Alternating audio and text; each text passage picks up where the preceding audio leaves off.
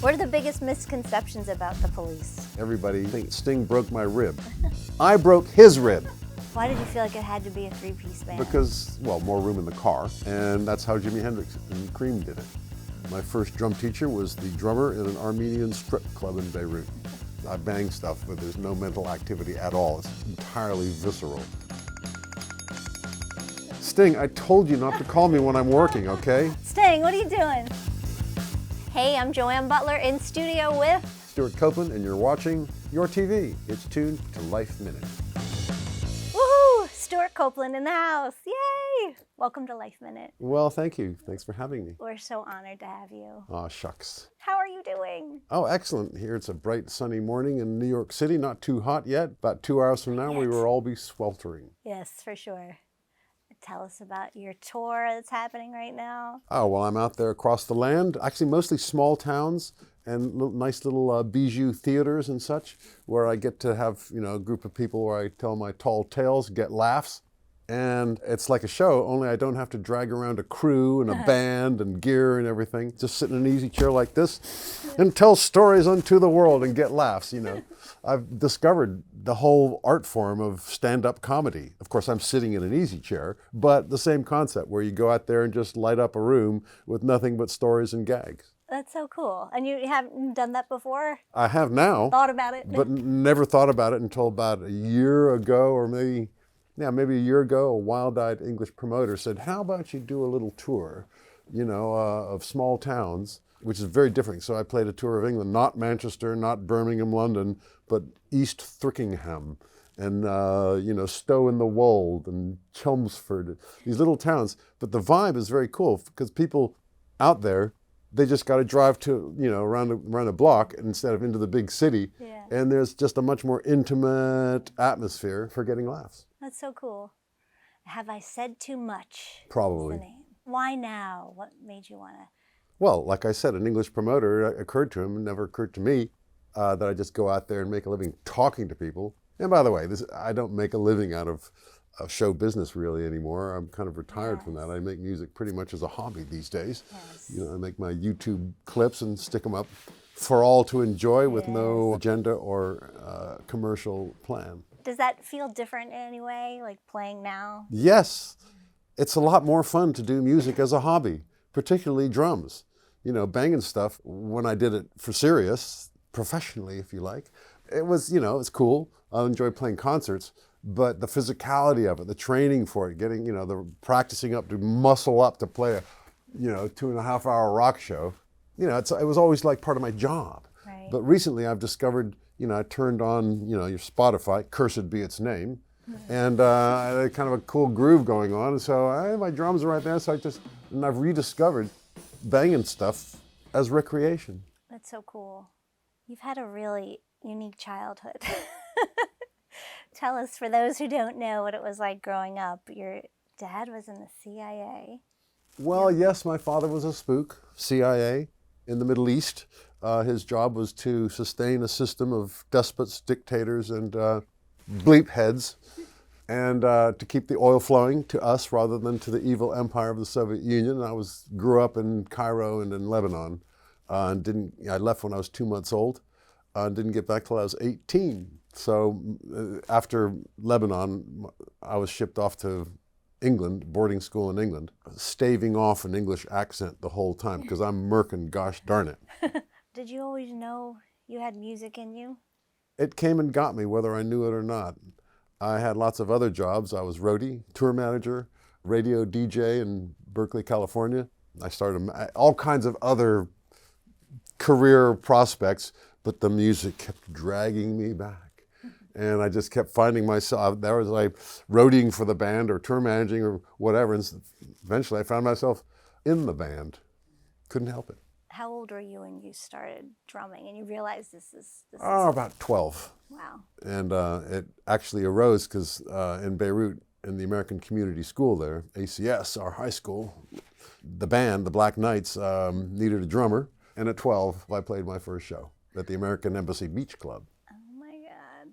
And up to that point, were you like self-taught or did you have training? Oh no, My father was a jazz musician as well as CIA spook. Before the war, he was actually a professional jazz player. I've still got his trumpet, you know. And I'm the youngest of four, so when the first three went by and he was trying to put musical instruments into their hands and none of it stuck, but I came along, the last one, finally, I just grabbed all those instruments, quickly broke them, and ended up banging on anything that didn't dodge. So he immediately got me into lessons. My first drum teacher was the drummer in an Armenian strip club in Beirut. Taught me how to set up the drums and hold my sticks. Wow. You hold them very uniquely. But you mix Not it uniquely, it's orthodox, you see. This is your modern drummers these days, like that. But old school, Yes. like this. Yes, like an old jazz player. There's a reason for that. Because in olden times, the snare drum was a marching instrument, and they would march along with their snare drum like this, but it's ungainly, bangs on your knees, so they turn it on an angle, which means the drum is like that, or like this, so to make it easier, like that. And so I was raised by an Armenian strip club drummer who taught me orthodox grip, and that kind of stuck. Oh my gosh. It's astounding how you can come up with that sound like that. But you mix it up sometimes, Well, no, right? because the thumb is a very strong finger. Ugh. Right, okay. Although, really, it's not about the strength of your fingers, it's about the bounce of the wood. The less pressure you apply, the more you let the stick bounce of its own free will, the slicker you can be, and the more power you can derive. Your playing is so otherworldly with your stops and your suspensions and all that stuff you do. Negative space. Negative That's the space. reggae negative space, which painters and artists, visual artists know what I'm talking about, where you create power in an absence. And in reggae, it's all about that hold. Da-da-da-da-da-da. Da-da-da-da. That little hole there, we call that negative space. Rock and roll does ordinarily not have a lot of negative space. It's mostly full-on in-your-face space. But in music, well, also, this also I got from growing up immersed in Arabic music, which I wasn't listening to at all, but it was surrounding me, just entering my DNA involuntarily. And so they also have a lot of use of negative space in their rhythms. Right. So all along growing up with all the places you've been, I guess. Well, it just made it easier for me to cop the reggae riffs than it was for other artists. You do it so well. And that's what I was going to ask. Is it just, well, it's obviously innate too, innate in you. Yeah, I think it's a gift. And as proof of that, the job of drummer for the high school band was first offered to my brother Ian, because just he was so cool. He was he was the Fonz in high school, so let's get him on drums. But he couldn't do it, but I could. And I don't know if you have an older sibling or anything, Sure. but your older brother or sister is better at everything. And so it was strange for me to actually get on these drums and actually be able to do something better than my older brother. That's weird. I must be doing it wrong, I thought at the time. And that's been my secret sauce ever since. I love it. I love it.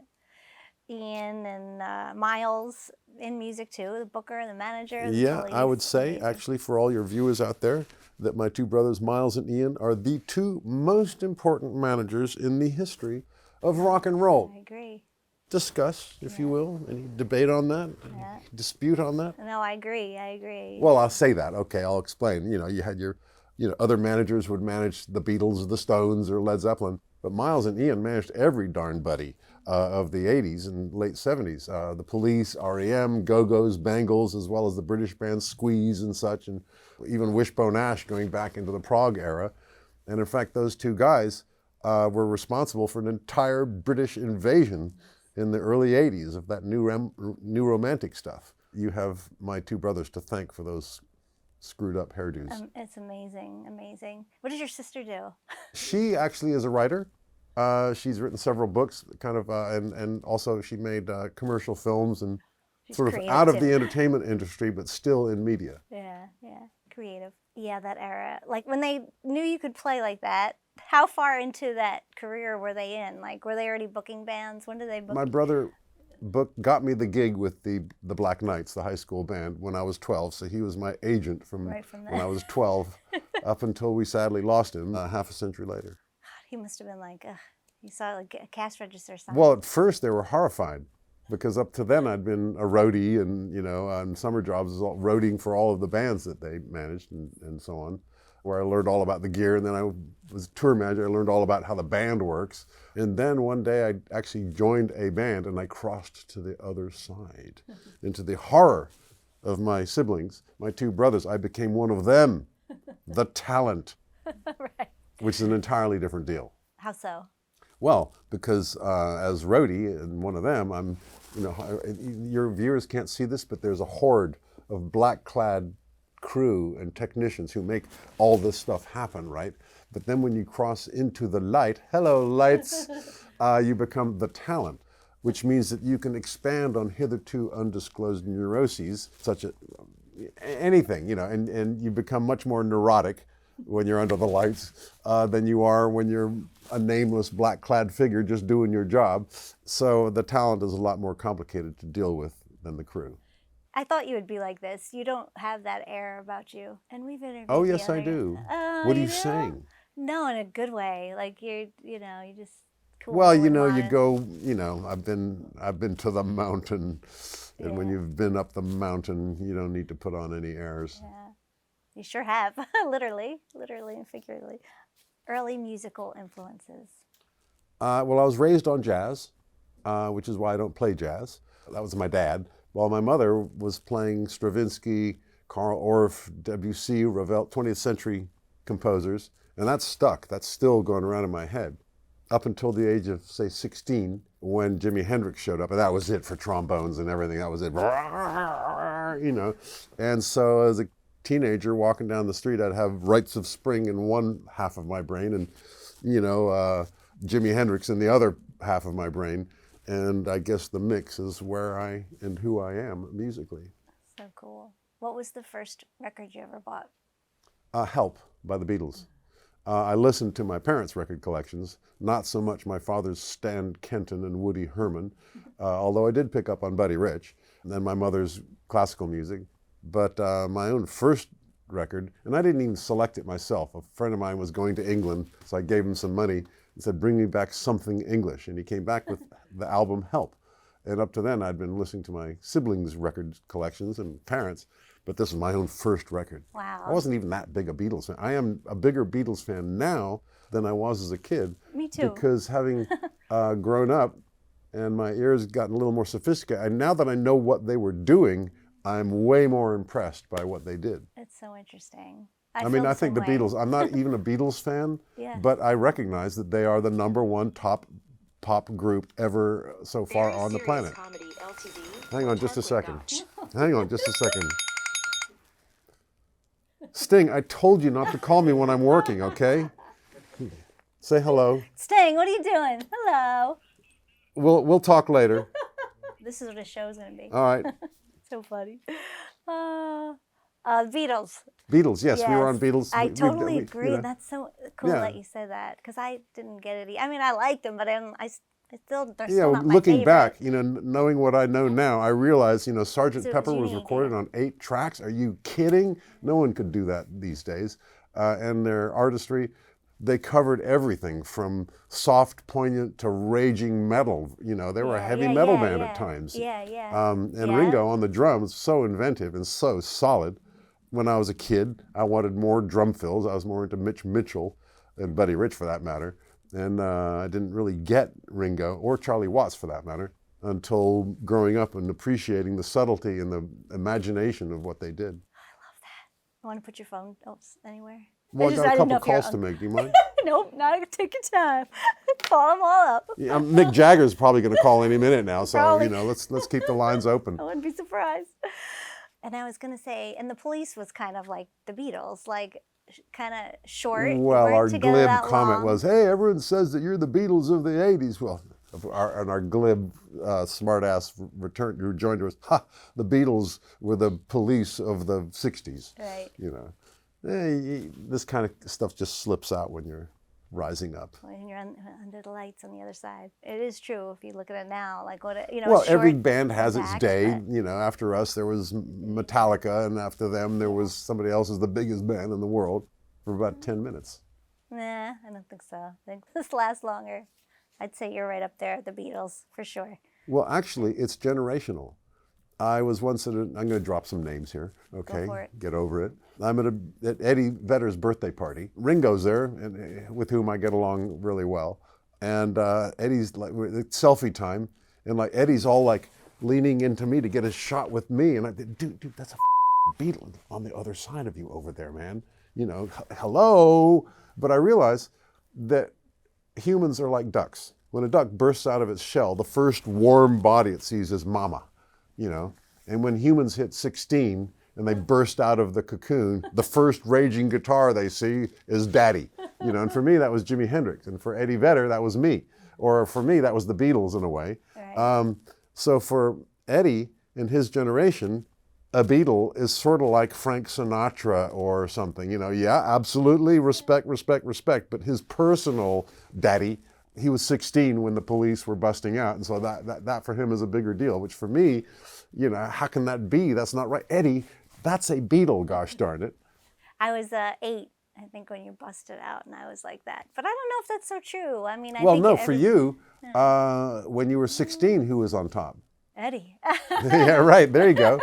Well, that group of Eddie, of the Pearl Jam, Foo Fighters, Rage Against the Machine even, you know, Soundgarden. They were all 16 when I was doing my thing. So I go in that bandwidth of artists and stuff, and they throw rose petals before me as I enter the room. That's right. And I get a great ride from those folks. It's awesome. I love it. Well, they have good taste. But you're definitely a musician's musician. I mean, I don't think it's just an age thing. It's everywhere. I mean, and you're so modest about it. Yes, I'm a musician's musician. Not so much a singer's musician. No? Why not? Well, a singer who's singing songs of great socio-political import, you know, and emotional insight, doesn't necessarily need World War III going on over his left shoulder. What do you mean by that? Me. I know.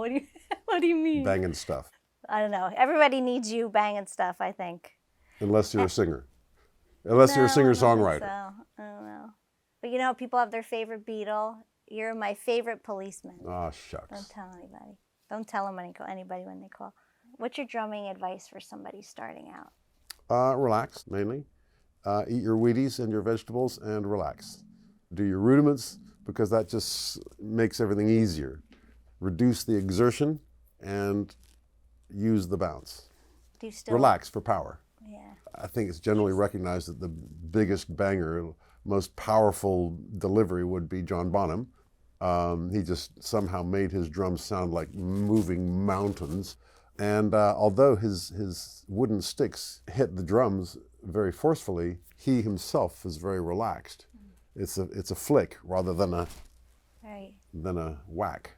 Do you think some drummers think they have to hit it hard to get a mighty sound? Yeah. That's what they're doing wrong. And particularly that bandwidth of musicians who are all now in their 50s. You know, I'm in my 70s, and I see, you know, Chad Smith, you know, with his hands in buckets of ice after the show. And I think that used to be me, but then I started playing with symphony orchestra. And now an orchestra, although there's 80 of them on stage with you, their little wooden instruments are that big and it's acoustic. So a modern drum set, which is designed to withstand the impact of a 200-watt Marshall amplifier, it just blows them all away. Just one snare drum crack will obliterate an orchestra, or a crash cymbal, forget it. You lose the next, 2 bars of music, which I wouldn't really care about much, except unless I wrote that music, which I want to hear it. So I had to take my technique way down in volume, which is where I discovered that taking the dynamic range from like 9 to 13, guitarists go to 11, but drummers go to 13. I took it down to 0 to 13. And all that space there, for one thing, the drums sound better. For another thing, all kinds of technique that is irrelevant in rock and roll, because it's too subtle, it just doesn't read, and nobody gets a headache. But that volume, I get much more dynamic range, which equals power. So I can be going along really something like bang, and it has much more impact if it's surrounded by, less. That's so cool. Relax for power. Interesting. And so you didn't always know that. You kind of learned that as you went. I did. When I was, in a 20-something in a punk band, the Police, we were a fake punk band, but we still had that like that. I was killing it. Well, the good news is that during my, 20s and 30s, I worked hard for a living chopping wood for 2 hours every night, which actually had a beneficial effect now that I'm elderly. I'm very glad that as a youth I was forced involuntarily to be very fit. I would never do that on my own, but my job kept me strong. Right, right. And I didn't realize how strong until I picked up the guitar. Well, I'd always played guitar, but one summer over in Italy, because I had a band, and I was in the front of the band playing guitar and singing on the mic at the front. And I discovered that it's way easier. Just the exertion involved is nothing. There's a reason why guitarists and singers go on stage with coats and hats and capes and sequins and feathers and you know. Drummers can't do that. We're in a t-shirt because we're working hard. We're carrying the band all the way down the highway on our broad shoulders. And as guitarists, I'm looking back at the drummer going, man, that guy's working way harder. And whenever I see Dave Grohl, I always take the opportunity to bust him up about that. Come on, dude. You know how much easier this guitar gig is than the drummer gig. Come on, fess up. Right, he would know, right? Oh, that's so funny. Bass guitar you play or regular guitar? Oh, I love bass. That's my favorite instrument to play. Bass players are my favorite kind of musicians. We bond, you know. Yes. Yeah. Every band needs a bass player to translate for the drummer. How does it come for you when you're creating songs? Like, what out do of the you hear? ether. I don't know where it comes from. I know that too is a gift. There's two things going on here. One is I bang stuff, but there's no mental activity at all. It's entirely visceral. I just make it up. That's why I'm not the greatest session player, because I forget the arrangement and I don't care. I'm banging here. And it's a physical, mindless exercise that I enjoy a lot, and it's instinctive. Composing is entirely intellectual. There are many musicians that I know who are not composers. They play with incredible passion and talent and inspiration, but they don't invent melodies. They play songs that they know, and they learn them and they play them. They do cool things with them. They take a guitar solo as a form of composition, but the part where you actually conceive of something, a piece of music in your head, and create it and like put it onto a score for an orchestra, that's an entirely different mental exercise, a different part of the brain, a different part of the soul. And I really don't know where it comes from, but there is a river that flows through my head. There's always, ask me for a tune and I will whistle you a new tune, just like it just comes out. Doesn't mean to say it's any good or that anyone else will like it, but it's there. And I know great musicians, you know, like a virtuoso violinist that I know, you know, first chair at the Met, you know, serious musician, incredible. You know, she will play Verdi and break your heart.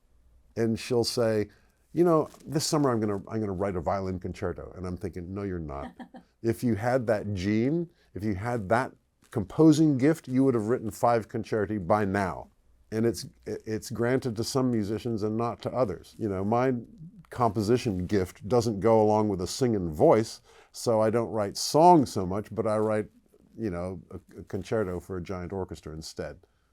Which is a kind of a different musical format. Yes, and you've done TV and film as well. Oh, I did that. Well, that's where I learned all the chops.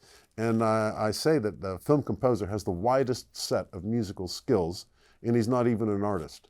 You know, the artist that a film composer works for is the director, and you're a craftsman serving his art, but in the service of his art, under the harsh yoke of cruel employ, you learn much more than you ever would as an artist following your own path and your own instinct.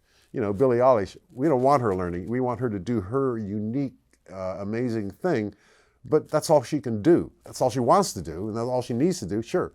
But the humble film composer is forced to go everywhere because film covers science fiction, period drama, rom-com, psychodrama, every aspect and period and culture of the human experience. Film goes there, and the film composer has to go there. And you're forced to learn, you know, my first gig, my boss, Francis Coppola, turns around and says, I think we need strings. I had to go out and learn how to do strings. And that began my love affair with the orchestra, with orchestral musicians. What was that for again? That was for a film called Rumblefish. Rumblefish. A very obscure cult movie. I was forced to go learn a new thing by my boss. Don't be afraid of selling your soul to the devil. And I said this, I think it was last night in whatever show I was doing there. And I said, youngsters, do not be afraid to sell your soul to Satan. and a guy stands up in priestly garb and says, actually, no, can you, no, don't. And I said, and he was actually, he had just written a really good question that I was answering. And so I was like, okay, not Satan, do not sell your soul to Satan. No, Beelzebub, maybe. Did you ever feel like that? Like when you're making it big, like, oh, I'm selling my soul? Like, no. Okay, good. Conscience, what's that? Well, it's stupid anyway. Like no, artistically, if it turns me on and it excites me, I don't care if it's for a Mountain Dew commercial or for whatever. I get into it. Cool. And by the way, the Mountain Dew commercial pays better. Yeah, oh, I bet. And might you get you on the Super Bowl. Oh, yeah. That's the biggest brag for commercial composers, is you do an ad for, an insurance company or Mountain Dew, but you get your ad plays at the Super Bowl. It's like the Grammys. Yeah, I've played a couple Super Bowls. They don't give me no ring. I should get a ring. Yeah, you should. Let's talk about the Police a little. How did that all come to be? It was you that kind of orchestrated that. At the end as the prog scene was winding down and culture was saved by the Sex Pistols, and the punk revolution really inspired me, because I was too young to be a hippie anyway. I was born in the 50s, and by the time I came up, the hippie thing was kind of old and done and just being recirculated. So I wanted my own band, and it had to be a 3-piece band, which meant that either the guitarist or the bass player needs to sing. Why did you feel like it had to be a 3-piece band? Because, well, more room in the car. And that's how Jimi Hendrix and Cream did it. In that sort of band, there's generally less emphasis on the song and more emphasis on the playing, which is what I want to do. I'm not so concerned about the song. I'm basically, as a drummer, viscerally banging stuff. It's instinctive, like I was saying. So I found a guitarist, Henry Padovani. He had recently been a Santana fan, but one day dropped acid, cut his hair, and became a punk. And he had his own amp. You're in. And then Sting, I saw playing a show up in Newcastle. And very long story, which I won't bore you with here. But I persuaded him to come down to London. I told him I had a band and I had songs and everything, which I did, really crap songs. But since I was the only one, he came down to London, and when I played him my dumb fake punk songs, songs of convenience, if you will, Clown's Revenge and such, he didn't run away, because this fast-talking American in London was the only connection he had in the big city. So he stuck it out until Andy joined, who was musically very sophisticated, and that's when Sting's ears pricked up, and he started writing songs, and the rest is history. Wow. What are your best memories of that time, the good times? There are a lot of chuckles, but strangely, I think most band members or artists that you would talk to would probably tell you the same thing. It's exciting, you're getting what you always wanted, too much of what you always wanted, but there's a strange anxiety that goes with it. And I would describe it as social vertigo, where your voice rings a little with too much authority, where your actions have too much impact.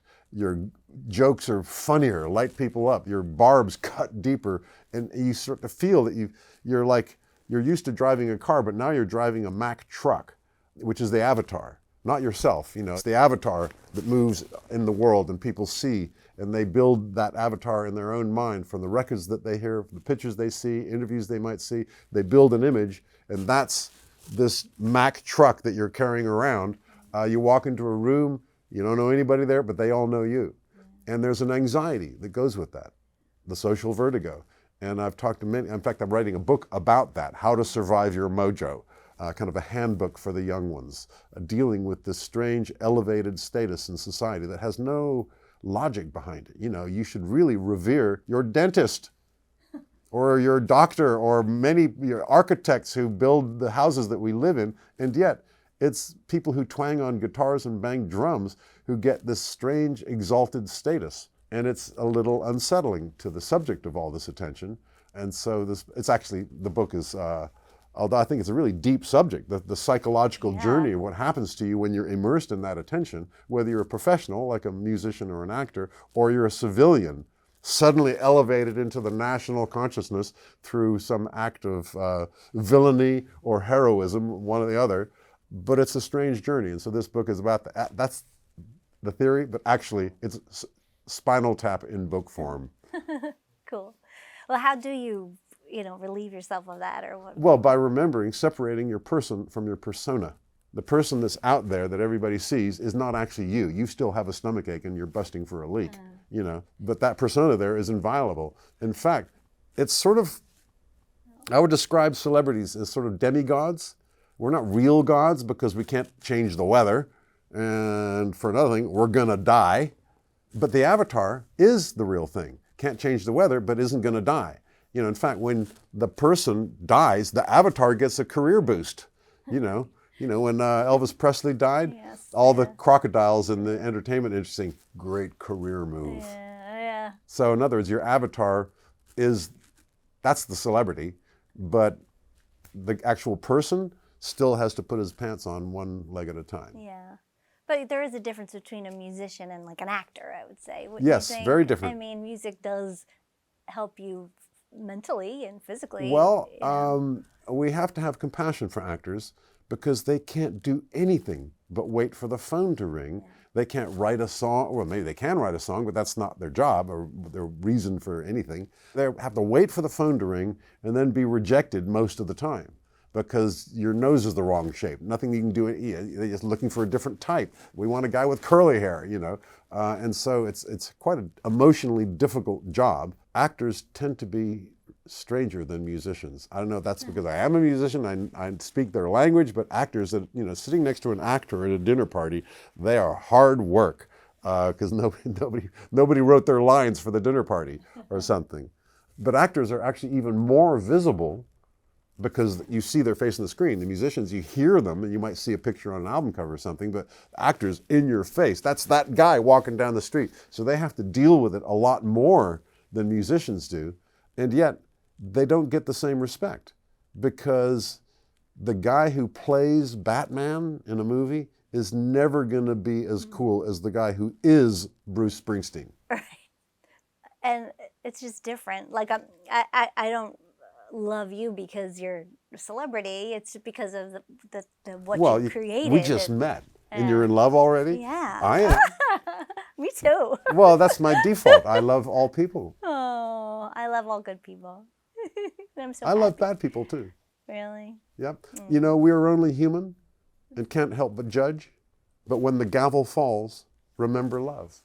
Oh, that's good. When you're it's the remembering part is the point. Loving is not so hard. It's the remembering part. You're cut up in traffic. You're, I know. I love you. I don't do that. I'm not gonna lie. I need to work on it. But you know what I mean? Like with the musician, it's like I do love my dentist. I love my dentist. Yes. And I but love you probably my surgeon. don't have a picture of him on your wall. Or maybe you do. I might. I guess, but I don't know. There's something different about music. Well, it's his skill. Well, I guess that'd be true of musicians. It's the skill. You must feel it. Like who did you? It's the guys from Cream. Who did I idolize? Jimi Hendrix, Mitch Mitchell, even Buddy Rich, even though he's jazz, which brings me to my favorite brag of my entire career. Well, there's the Grammys, that, but, I roadied for Wishbone Ash. I was out there with Ash, That's a brag. But the other brag is that I gave Buddy Rich my autograph. How about that? Which was, describe the circumstance here. It was at the Grammys, and backstage at the Grammys is way the best hang in show business. And there's Buddy Rich, my God. And he's like walking in my general direction. I'm trying to put myself in the path of where he's going to end up. So he might brush past. I could feel, the thing, And then I realized he's walking up to me. He's in spite of my urgent obeisance, he's actually talking to me. And he has a piece of paper. Sign this. Aww. And I look, and it's for my daughter. And his daughter Kathy was poking out from behind her. He looked like he was chewing on a turd, but I gave Buddy Rich my autograph. Awesome. I love it. I love that. Yeah. Neil Peart couldn't say that. John Bonham couldn't say that. That's right. Not even Ringo Starr could say that. Well, how do you know? He might have. He might have been a fan. I doubt it. No, I doubt it too. And so many people look up to you that way. Taylor Hawkins. Yes, yes. What was he like? What would you Goofy. think him and Dave both, they kind of reinvented fanboy. And I'd go to his house or he'd come over to my place. He'd always be wearing a Police t-shirt, which is so uncool and yet so cool. So cool. What kind of drummer was he, would you say? Rock and roll drummer, played with a lot of panache.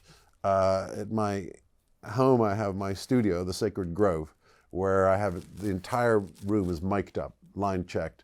Every instrument, you pick up an instrument and there's a mic on it, which is going to a channel on my I open up a template and every mic is live. Every square yard of the room is on the mic. And so my chuckle buddies come over, whether it's Snoop Dogg or Neil Peart or Taylor Hawkins or Ben Harper or whoever, Stanley Clarke, and they come over and we jam. And I got cameras around the room too. And I just turn them all on and we jam. And Taylor was a frequent visitor. One night I had Taylor and Danny Carey, or Taylor and Neil Peart, which means I get to play guitar when I got drummers like that in the house. And so these are all on YouTube. Yes, no agenda, no record label, it's just there to dial them up. And anything, Snoop Dogg at the Sacred Grove or the Sacred Grove. Saw a bit of it. It's so cool. I love it. I love that. All right, let's go back to the Police because we just skimmed over it. 5 albums, 75 million records. By the way, 75 million records, that's an imaginary number. Really? Nobody knows how many records they sold, particularly with streams and everything like that. And everybody, I hear Metallica sold 85 million records. Well, that, we sold 90 million records. It's just... There's probably more than that. Surely, I first heard 75 million records, about 10 years ago or something, So those numbers can be taken with a grain of salt. When did you first know you had chemistry? Well, with Sting right away and with Andy right away. After talking to him on the phone, up in Newcastle, and that's a long story how I got his number, because I saw him playing up there and I had to get his number. And one day down in London, phone rings and it's that voice that we all know now. I'm downstairs. He was calling from a phone booth downstairs. Come on up. And at that time, I had kind of a fancy apartment in a band room where I played. I was in a band called Curved Air that had been quite successful. Of course, the apartment itself was a squat in Mayfair, London. And Mayfair, London is like one of the purple ones of the English Monopoly board. That's another long story. Come to the show and I'll tell you all about it. And I plugged him into an amp, and the minute we lit up, it just took off. And we just felt this is working. Whatever material we played, even my dumb songs that I had, we just felt it right away. Similarly, the Police, when we first formed, were immediately spotted as fake punks, as carpetbaggers, interlopers. And so the Police was kind of dead in the water, but Sting and I would get jobs as session players playing on other people's records. And one of these sessions, the guitarist was Andy Summers. And the minute Andy Summers walks into the room, whoever's record it was, they're staring off into space while the three of us just lit it up. Wow, that's so cool. And you said you saw Sting from far. What did you hear in his voice that attracted you? Rhythm and melody, but that's not what attracted me. For one thing, he had his own amp, great big old amp, qualified, but he was a bass player who could sing, which is specifically what I was looking for.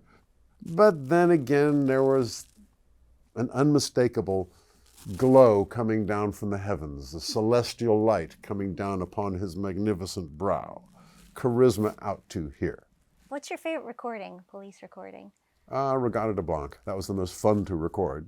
I'm not sure if it had the most hits on it, but we were just beginning to, felt like every gig that was a step up when we moved from a small club to a big club, that's it, we've conquered the world. It was incremental over 8 years, but every step felt like world conquest.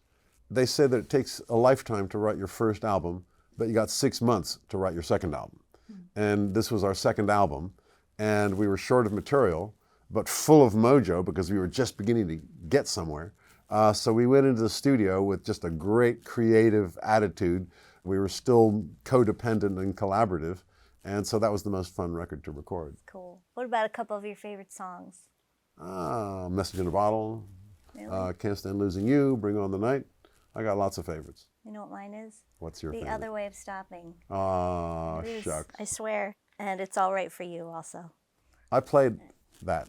I played the guitar, bass, and drums on that. The only thing Really? that isn't me is the vocals and the lead and the guitar solo. And I think it's because they were too lazy. And I had my demo, which, everything was great. So I laid down the drums and I played, the guitar. And if you listen closely, the band, it's Clark Kent. Yes. But I listened to it last night the guitar again. solo is a for real guitarist playing the guitar solo. Clark Kent sounds just like the Police. Yeah. The whole thing. Yeah. Well, not really. Well, In fact, it's, very different, totally yeah. different, utterly different, except that in this one track, it's like Clark Kent with Andy Summers on guitar playing the solo and Sting singing. Big upgrade. I also like Murder by Numbers. That's like that's that song. another obscure one. I do Yes. that with the orchestra, and it burns down the house, even though, we play Every Breath You Take and the big hits, of course, and that's an obscure one. It wasn't even on an album. It was like a B-side, but that tune, obscure as it, usually a known song is going to have much more impact than a new song. And that's almost like a new song because it's so obscure. And yet that song does burn down the house. I don't know why that stands out so much, but it's a great orchestral arrangement, a song that is really good for orchestral arrangement. So that goes down really well. What about to play live? Do you have a favorite to play live? Or did you? Not particularly. Roxanne. And what I liked about Roxanne was in the middle, we would go off on an improvisation, which is my favorite part of the set, where we would go off. That's why I enjoy playing with Oysterhead and Jam Band, because you're just making it up.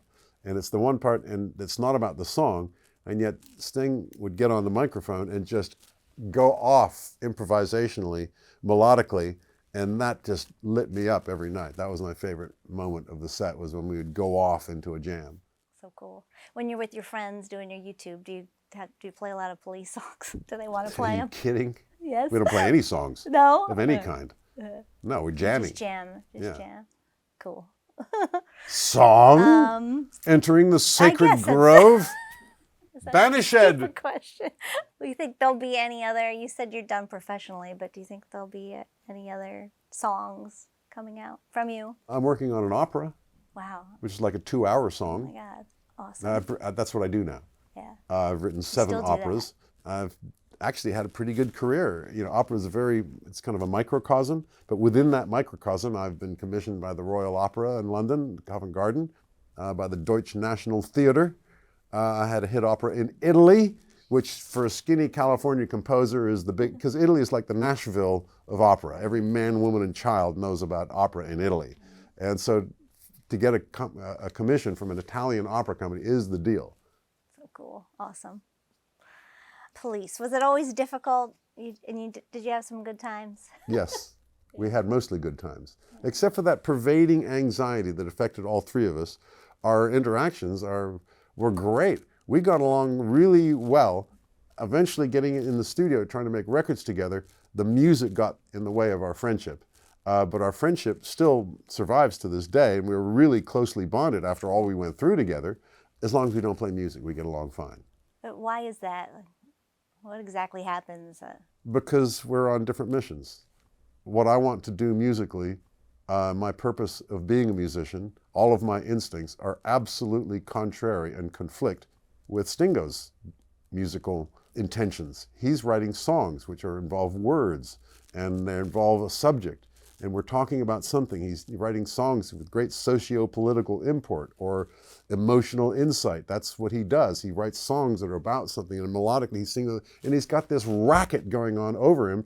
I don't care about his song, what he's singing. I care about his melody, everything about him musically.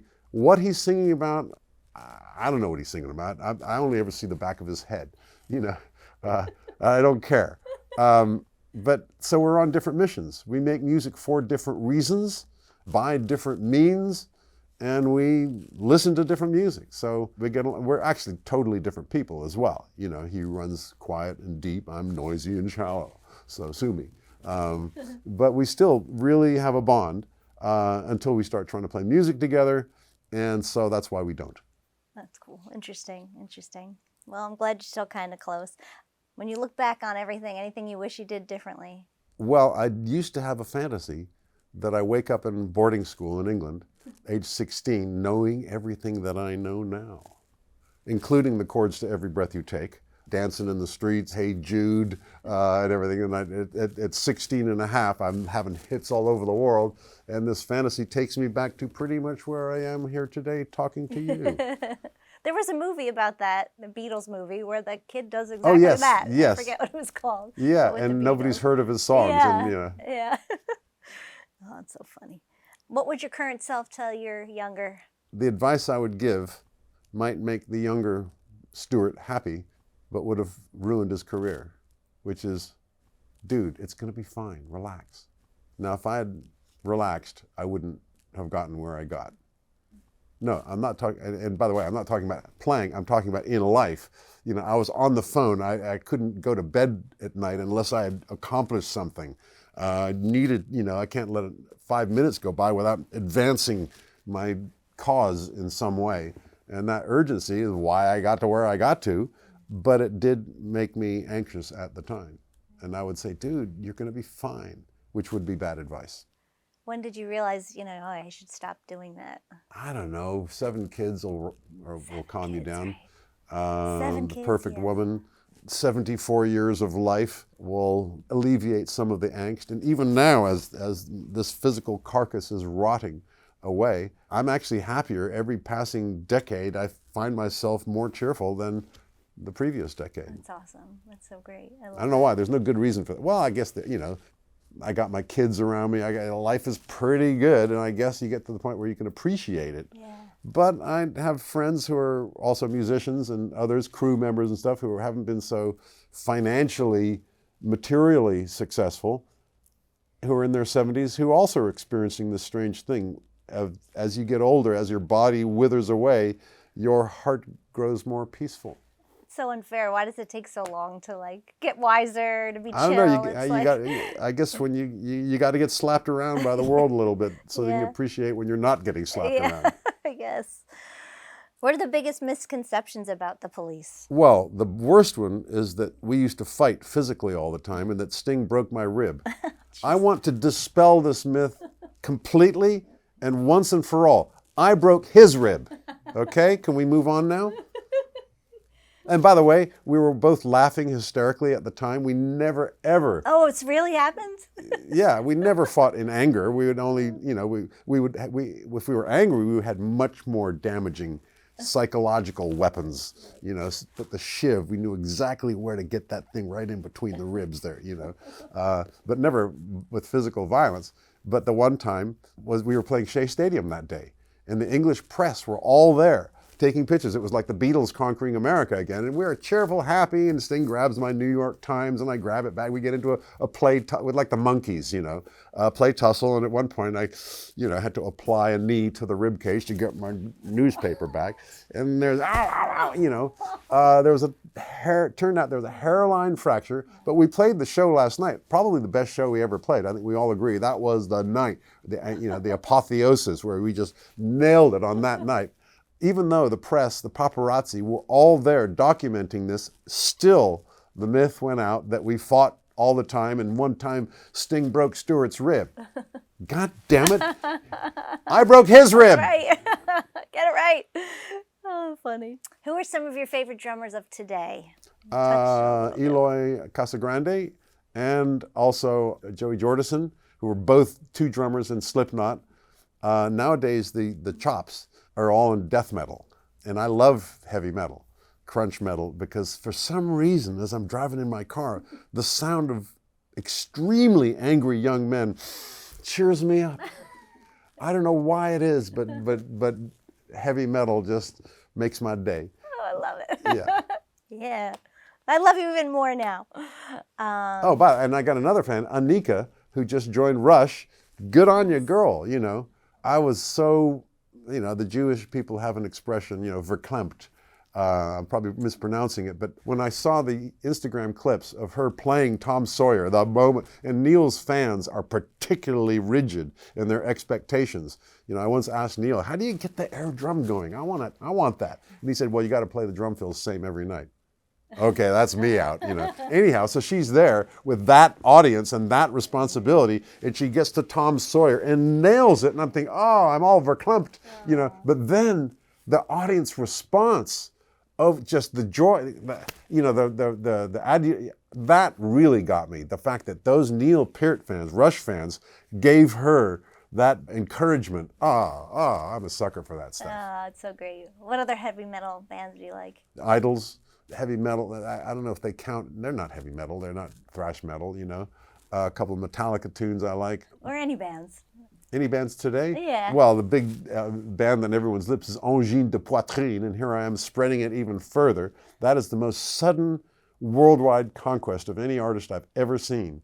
And you know what, you don't know the name, but you know the guys on Instagram with the polka dots and the triangular head? Oh, yeah, yeah. Exactly, you know. And their music is totally wrong. You can't play pop music in 17/9 rhythm, and yet they do, and you know, it's beautiful. It's really catchy and pretty and cool, even though it's just way beyond sophisticated, way too sophisticated for a sane world. And yet they've just exploded because it's really catchy and really fun and cool in spite of being so clever.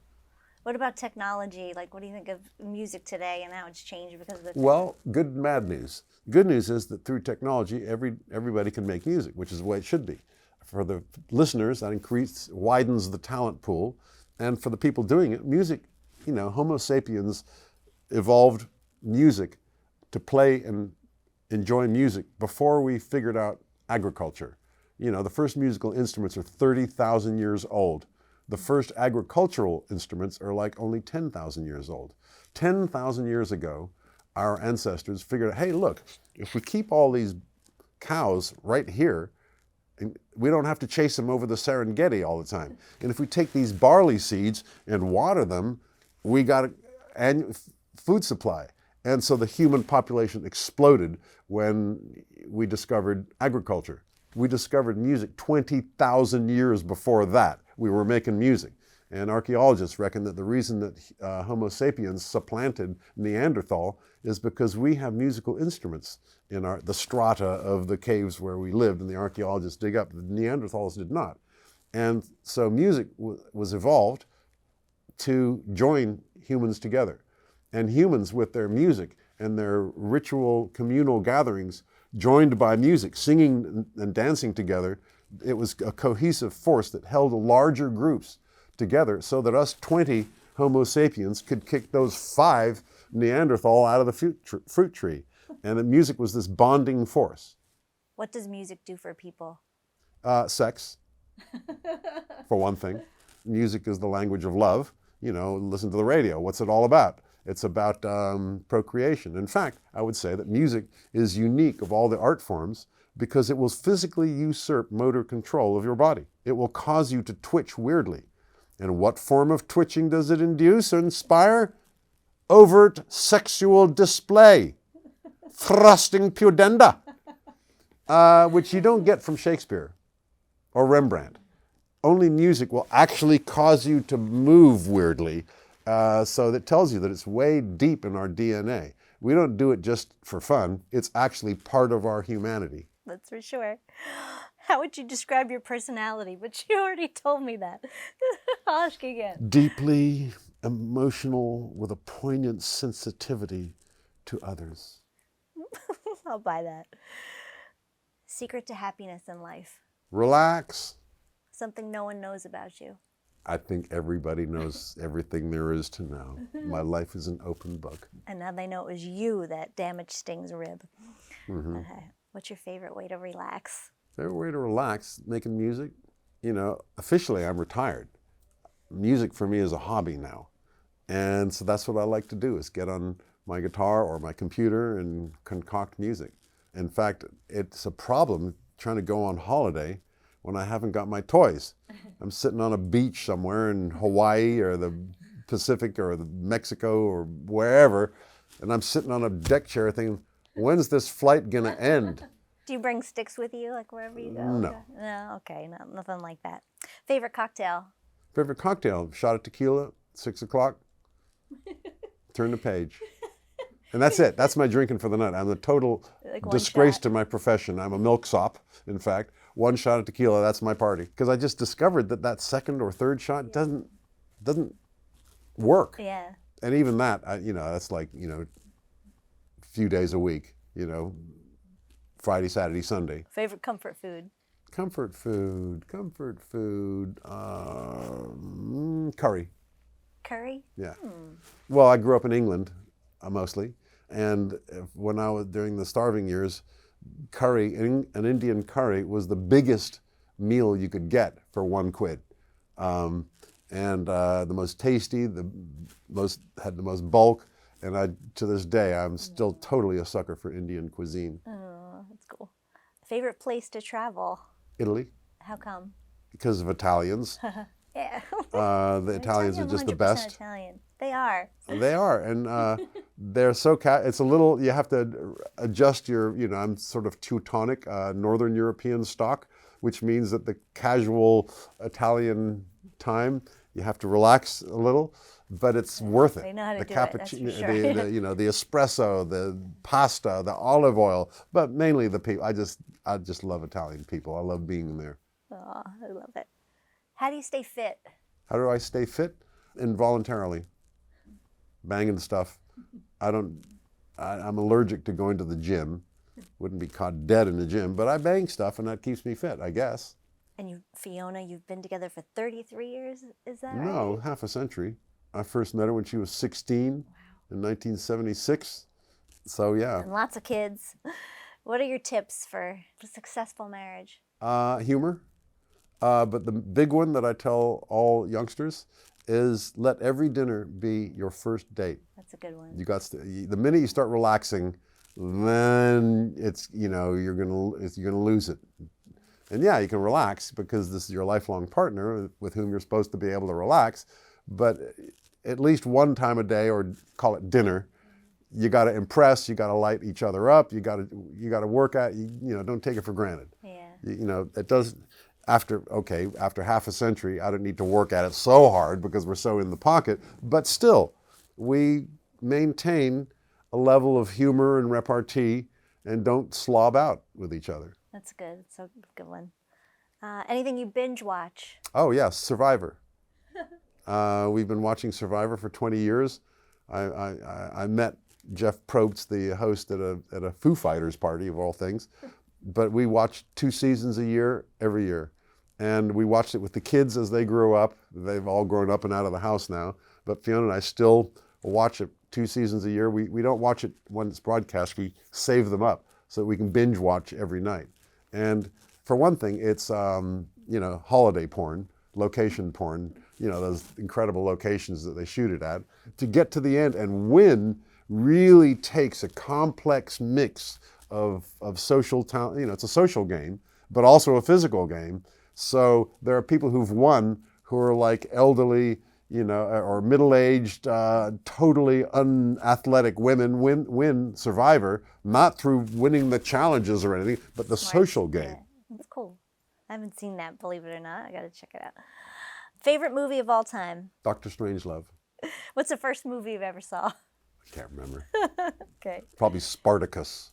Well, my brother gave judo lessons in high school. Oh, wow. And he would use his 2 younger brothers as dummies. And so Ian and I would be the dummies. And as a reward, he didn't cut us in on his profits, but he would take us to the movies. Aww. Was your mom okay with that you guys were all like in the music business? And Yeah, particularly my father loved it. That's so cool. I feel like you have to have like supportive parents, like Yeah, well, my father was actually kind of a pop psychology fan, and he had books around the house. We're talking 50s now.